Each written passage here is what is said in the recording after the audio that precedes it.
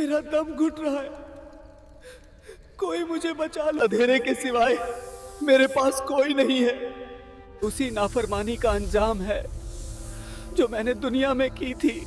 آج ہم آپ کو قبر کے عذاب کے بارے میں بتائیں گے، اس لیے دھیان سے سنیں۔ جب سب لوگ مٹی ڈال کر واپس چلے جائیں گے تو انسان قبر میں اکیلا رہ جائے گا۔ اس وقت اسے قبر میں مختلف قسم کے دکھ اور تکلیفیں سہنی پڑیں گی۔ ایسا محسوس ہوگا جیسے اب زمین کے بہت نیچے گر چکے ہیں۔ اچانک آپ کے سینے میں بہت زور کا دباؤ محسوس ہوگا۔ آپ سانس لینا چاہیں گے لیکن سانس نہیں لے پائیں گے۔ آہستہ آہستہ آپ کی پسلیوں کی ہڈیاں چٹکنے کی آواز کریں گی۔ آپ چیخنا چاہیں گے مگر جسم میں اتنی طاقت نہیں بچے گی۔ مٹی چاروں طرف سے آپ کی طرف بڑھتی چلی آئے گی۔ آپ کا جسم اس طرح دبے گا کہ سینے کی ایک طرف کی ہڈیاں دوسری طرف کے اندر گھس جائیں گی۔ سانس بالکل رکنے لگے گی۔ آپ کے دماغ میں صرف ایک ہی سوال گھومے گا، یہ کیا ہو رہا ہے؟ کیا یہی میرا آخری وقت ہے؟ تب آپ کو محسوس ہوگا کہ آپ کے جسم سے کچھ زور سے کھینچا جا رہا ہے۔ ایسا درد ہوگا جیسے زندہ جسم سے چمڑی اتاری جا رہی ہو۔ نسیں پھٹتی ہوئی محسوس ہوں گی۔ جسم کا ہر حصہ درد سے چیخ اٹھے گا۔ ایسا لگے گا جیسے سر کے بال ایک ایک کر کے الفا کے اڑے جا رہے ہوں۔ تب آپ سمجھ جائیں گے کہ آپ کا وقت ختم ہو چکا ہے۔ لیکن قبر کی کہانی یہاں ختم نہیں ہوتی۔ اگر آپ اللہ کے نیک بندے ہوں گے تو نور سے چمکتے چہروں والے فرشتے آپ کے پاس آئیں گے۔ ان کے ساتھ جنت کی خوشبو سے بھرے کفن ہوں گے۔ وہ آپ کی روح کو بہت پیار اور نرمی سے جسم سے نکالیں گے، بالکل ویسے جیسے گیلے آٹے سے ایک بال آسانی سے نکل جاتا ہے۔ لیکن اگر آپ غفلت میں جینے والے اور گناہوں میں ڈوبے ہوئے انسان ہوں گے تو ڈراؤنے چہروں والے فرشتے آئیں گے۔ ان کے کپڑے بدبودار ہوں گے۔ وہ آپ کی روح کو زور سے کھینچ کر باہر نکالیں گے۔ ایسا درد ہوگا جیسے زندہ جسم سے جلد نوچی جا رہی ہو، اور یہ درد ختم نہیں ہوگا کیونکہ یہی سے شروع ہوگی ایک نئی زندگی، قبر کی زندگی۔ اچانک قبر کے سناٹے میں ایک عجیب سی ہلچل ہوگی۔ مٹی دونوں طرف سے پھٹتی ہوئی دکھائی دے گی اور اسی جگہ دو خوفناک فرشتے سامنے آ جائیں گے۔ ان کا رنگ نیلے سے بھی زیادہ کالا ہوگا۔ ان کی آنکھیں جلتے ہوئے انگاروں کی طرح ہوں گی۔ ان کی آواز بہت بھاری اور ڈرونی ہوگی۔ ان کے ایسے ہتھوڑے ہوں گے جنہیں پوری دنیا کے موسیقی والے مل کر بھی نہیں اٹھا سکیں گے۔ وہ آپ کو زور سے پکڑ کر بٹھا دیں گے۔ ڈر کے مارے آپ کا دل کانپنے لگے گا، اور تبھی وہ سوال پوچھا جائے گا جس کے لیے اپنے پوری زندگی موسیقی کی تیاری کی تھی۔ تیز آواز میں کہا جائے گا، تمہارا رب کون ہے؟ یہی سوال آپ کی موسیقی کی پوری زندگی کا فیصلہ کرے گا۔ اگر آپ ایماندار انسان ہوں گے تو اس ڈراؤنے ماحول میں بھی آپ کا دل سکون محسوس کرے گا۔ اللہ آپ کی زبان پر جواب لے آئے گا۔ آپ پورے یقین کے ساتھ کہہ سکیں گے، میرا رب اللہ ہے۔ پھر دوسرا سوال پوچھا جائے گا، تمہارا دین کیا ہے؟ آپ جواب دے پاؤ گے، میرا دین اسلام ہے۔ اس کے بعد تیسرا سوال آئے گا، تمہارا نبی کون ہے؟ تم بغیر ڈرے کہہ پاؤ گے، میرا نبی محمد صلی اللہ علیہ وسلم ہے۔ ان جوابوں کے پورے ہوتے ہی آسمان سے ایک آواز آئے گی، میرے بندے نے سچ کہا ہے۔ اسی لمحے سب کچھ بدل جائے گا۔ قبر کھل جائے گی، اندھیرا چھٹنے لگے گا، چاروں طرف روشنی اور سکون چھا جائے گا۔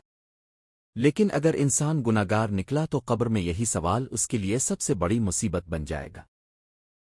ڈر کی وجہ سے اس کی زبان بے وزن ہو جائے گی۔ وہ کچھ بھی جواب نہیں دے پائے گا اور بار بار کہے گا، ہائے ہائے مجھے کچھ نہیں پتا۔ یہ سنتے ہی آسمان سے دوسری آواز آئے گی، اس نے جھوٹ بولا ہے، اور سے قبر کا خوفناک مرحلہ شروع ہوگا۔ آسمان سے اعلان ہوتے ہی قبر کا ماحول بالکل بدل جائے گا۔ قبر اور زیادہ سکڑنے لگے گی۔ دونوں طرف سے ایسا دباؤ پڑے گا کہ سینے کی ایک طرف کی ہڈیاں دوسری طرف کے اندر گھس جائیں گی۔ چاروں طرف بدبو پھیل جائے گی۔ گرمی اتنی زیادہ ہوگی کہ سانس لینا مشکل ہو جائے گا۔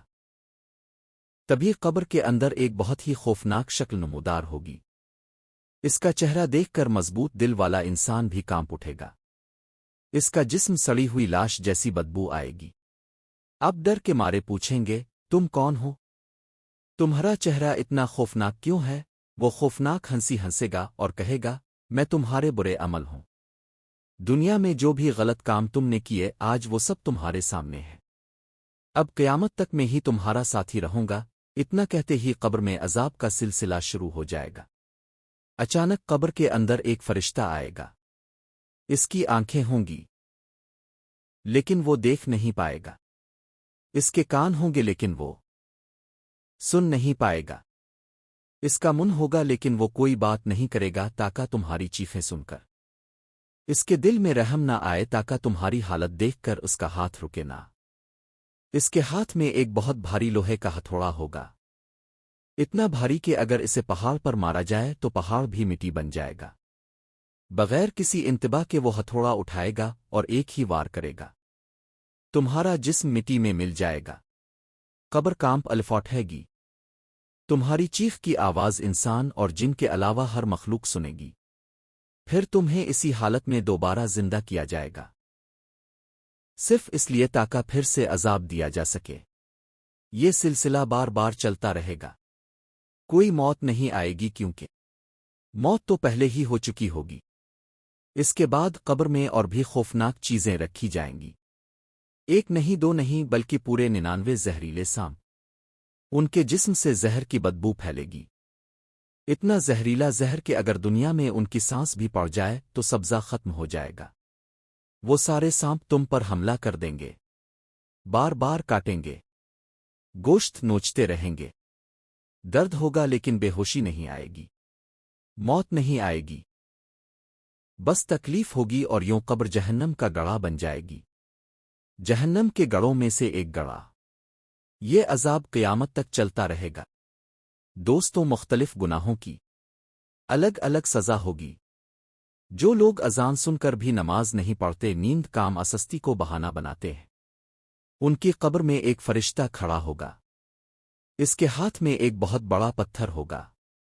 وہ پتھر زور سے سر پر مارے گا، سر ٹکڑے ٹکڑے ہو جائے گا۔ کچھ دیر بعد سر پھر ٹھیک ہو جائے گا اور وہ پتھر مارنا جاری رکھے گا۔ یہ سزا ایک لمحے کے لیے بھی نہیں رکے گی۔ اور جو لوگ جھوٹ بولتے ہیں، غلط باتیں پھیلاتے ہیں اور دوسروں کی عزت خراب کرتے ہیں، ان کے لیے لوہے کا نوکیلا آلہ لایا جائے گا۔ وہ آلہ منہ کے ایک طرف ڈالا جائے گا اور زور سے کھینچا جائے گا، جبڑا، ناک اور آنکھیں ہڈی تک پھٹ جائیں گی۔ پھر دوسری طرف بھی یہی ہوگا، اور جب ایک طرف پوری ہوگی تو دوسری طرف پھر ٹھیک ہو جائے گی، اور پھر بھی سزا دیتے رہیں گے۔ یہ سزا قیامت تک چلتی رہے گی۔ اور جو لوگ دنیا میں بے حیائی اور گناہوں میں ڈوبے تھے، ان کے لیے قبر میں چولہے جیسی جگہ بنائی جائے گی۔ نیچے کا حصہ چوڑا ہوگا، اوپر کا حصہ تنگ ہوگا، اندر آگ جلتی رہے گی۔ جب آگ کی لہریں اوپراٹ اٹھیں گی، وہ چیختے ہوئے اوپر کی طرف بھاگیں گے، تقریباً باہر نکل ہی جائیں گے۔ تب آگ کم ہوگی اور پھر وہ نیچے گر جائیں گے۔ یہ سلسلہ بار بار چلے گا۔ وہ ننگے ہوں گے، شرم اور درد سے چیختے رہیں گے۔ آگ ایک لمحے کے لیے بھی ٹھنڈی نہیں ہوگی، اور جو لوگ سود کھاتے ہیں، لوگوں کو سود پر پیسہ دیتے ہیں، ان کے لیے خون سے بھری ندی بنائی جائے گی۔ وہ تیرنے اور کنارے جانے کی کوشش کریں گے، لیکن جیسے ہی باہر نکلنے کی کوشش کریں گے، ایک فرشتہ بھاری پتھر سے ان کے منہ پر وار کرے گا۔ وہ پھر ندی کے بیچ گر جائیں گے، بار بار کوشش کریں گے، ہر بار ناکام ہو جائیں گے۔ یہ عذاب قیامت تک چلتا رہے گا۔ اور جو لوگ امیر ہیں لیکن زکوٰۃ نہیں دیتے، غریبوں کا حق نہیں دیتے، ان کی حالت قبر میں جانوروں کی طرح ہوں گے۔ ان کے سامنے کانٹوں والا بدبودار کھانا رکھا جائے گا، جہنم کے گرم پتھر اور جھکڑ ان کے سامنے ہوں گے۔ بھوک کی وجہ سے وہ وہاں کھانے پر مجبور ہوں گے۔ قیامت کے دن ان کا جمع کیا ہوا مال ایک زہریلے سانپ میں بدل جائے گا۔ سانپ ان کی گردن میں لپٹ جائے گا اور ڈستے ہوئے کہے گا کہ میں وہی مال ہوں جو تم نے جمع کیا تھا۔ جو لوگ دوسروں کی برائی کرتے تھے، لوگوں کی عزت خراب کرتے تھے، ان کے ناخن بہت لمبے اور نوکیلے کر دیے جائیں گے، تانبے جیسے سخت۔ وہ انہی ناخنوں سے اپنا چہرہ نوچیں گے، سینہ چیر ڈالیں گے، گوشت کھاتے رہیں گے، چہرہ زخمی ہوگا، سینے سے خون بہے گا، رکنے کا کوئی موقع نہیں ملے گا، کیونکہ انہوں نے دنیا میں دوسروں کی عزت کے ساتھ کھیل کھیلا تھا۔ اب جب آپ یہ سب سن چکے ہیں تو آپ کے دل میں ایک سوال اٹھے گا، کیا اس سے بچنے کا کوئی طریقہ ہے؟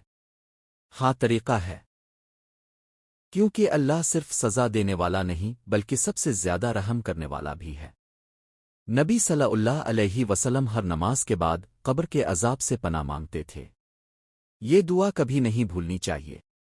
ایک خاص عمل ہے سورہ ملک۔ نبی صلی اللہ علیہ وسلم رسول اللہ صلی اللہ علیہ وسلم نے فرمایا کہ قرآن کی 30 آیات والی سورہ اپنے پڑھنے والے کے لیے لگاتار سفارش کرے گی۔ جو شخص ہر رات سونے سے پہلے سورہ ملک پڑھے گا وہ قبر کے عذاب سے محفوظ رہے گا۔ جو اللہ کی راہ میں شہید ہوں گے ان سے قبر میں کوئی سوال جواب نہیں ہوگا۔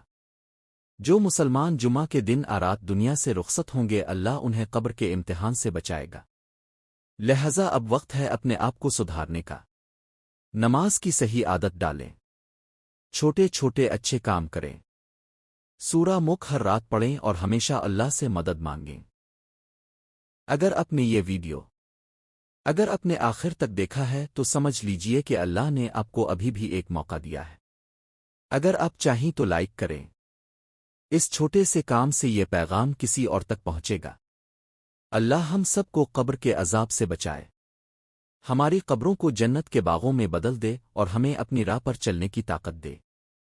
کمنٹس میں آمین ضرور لکھیں۔